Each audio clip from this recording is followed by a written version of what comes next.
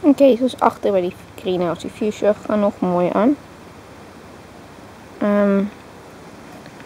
Hier agter is dit ook lyk redelik oké. Selfs die hydrangeas. Nou die groei nou. Die boonstene lyk 'n bietjie erger want ek dink die water daar sukkel meer. Hier agter kan jy sien mooi waar het al die saadjies uitgeval.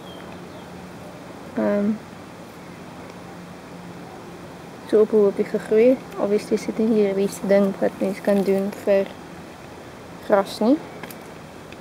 Dan nie nog om alles op dieselfde plek te ontkiem nie.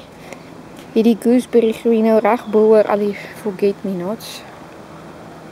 Hier is baie skaduwee. Ek weet nie of dit verstel is om so 'n diep skaduwee te kry nie. En dan is daar die greenhouse. En dit lyk nog maar dieselfde as voorheen. Ek sien hier's baie muskiete. En die blare het nog steeds nie opgegaan nie. Maar hy maak nog baie borteltjies. Skus, dit is so 'n bietjie naby is. Die basil groei mooi. Ek gaan hierdie tomaties afsny wat sulke vrotkolle het en weggooi. Ek gaan hulle almal vandag afsny.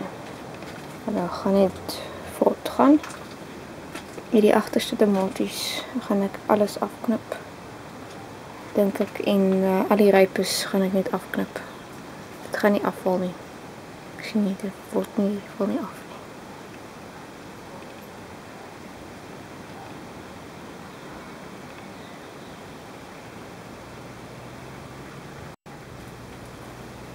Ja.